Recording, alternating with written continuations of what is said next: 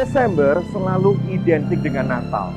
Natal identik dengan damai, sukacita, dan tahun ini seperti kita tahu bahwa pandemi membuat kita tidak bisa merayakan Natal seperti tahun-tahun yang lalu.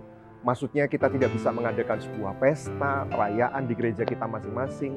Tetapi satu hal yang saya tahu, kita masih bisa merayakan sebuah pesta sukacita di hati kita. Kapan hati kita merasa sukacita? Kalau kita bisa berbagi kepada sesama, apalagi kepada sesama yang membutuhkan, itulah di situ nanti Tuhan akan taruh sebuah sukacita yang tidak terpikirkan. Saya ajak Anda tahun ini di acara Sharing and Caring Bahtera Yuda FM untuk kita berkunjung ke Rumah Anak Pondok Kasih yang ada di Bilangan Gayungan PTT Surabaya. Supaya Anda tahu lebih dalam, lebih jauh, saya ajak Anda untuk kita masuk ke dalam ya. Yuk. Adapun usia anak-anak kita yang ada di Rumah Anak Pondok Kasih ini mulai dari usia 1 tahun lebih 1 bulan sampai ada juga anak yang balita, anak TK, anak SD, anak SMP, anak SMK sampai yang kuliah. Dan juga kegiatan anak-anak kita dalam hal di rumah belajarnya lewat daring, dan harapan kami juga dukungan doa Bapak Ibu masalah jaringan internet supaya lebih bisa kita kembangkan lebih besar lagi, karena supaya anak-anak bisa belajar dengan baik. Dan juga kegiatan selanjutnya untuk mendukung dana, maka kita bersama-sama anak-anak membuat suatu usaha kecil berupa membuat sinom yang dikerjakan dari anak-anak sampai menjualnya juga. Mereka nawarkan ke masyarakat yang mau untuk membelinya maupun juga snack-snack yang lainnya sebagai dukungan dan mendukung dana pengeluaran di Rumah Anak Pondok Kasih.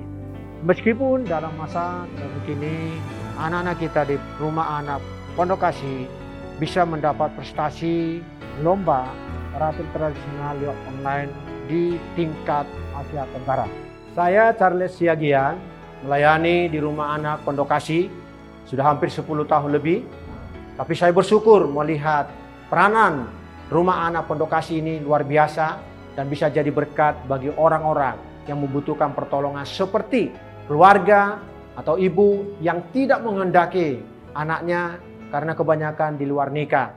Tetapi yang membuat saya bersyukur lagi melayani di tempat ini adalah ada seorang anak yang ditinggalkan orang tuanya di pinggir rel kereta api yang namanya Moses Immanuel. Kisah saya waktu kecil, saya tinggal oleh orang tua saya berumur setengah tahun hampir mati dan ditolong oleh bapak-bapak dibawa ke rumah sakit, dan saya ditempatkan di tempat ini hingga saya besar, dan saya sangat berterima kasih pada tempat ini yang telah menampung saya hingga besar, dan juga teman-teman yang telah mengasihi saya tempat ini, dan juga ibu yang telah mengelakkan saya hingga semester terakhir ini. Saya kuliah hingga akhir semester ini, saya dapat pertolongan dari Tuhan agar bisa menyelesaikan kuliah ini, dan saya bisa lulus kuliah ini agar saya bisa tidak lupa dengan tempat ini yang telah membimbing saya dari kecil hingga besar. Mother Teresa pernah mengatakan Yesus tidak memiliki tangan kecuali tangan kita. Yesus tidak memiliki kaki kecuali kaki kita. Kenapa kita tidak memakai tangan dan kaki kita untuk kita membantu sesama di hari Natal? Jadikan Natal tahun ini menjadi momen sharing and caring bagi kita semua di Pondok Kasih.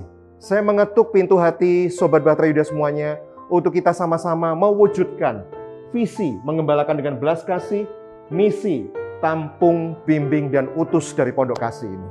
Jadilah perpanjangan tangan Tuhan. Tuhan Yesus memberkati Anda semuanya. Sebab Natal tak akan berarti tanpa kasih-Mu. Di momen Natal di masa pandemi ini, kami tidak pernah merasa sendiri. Ada banyak hati yang mau berbagi, peduli bagi sesama. Terima kasih saudara-saudaraku. Selamat Natal dan Tuhan Yesus memberkati.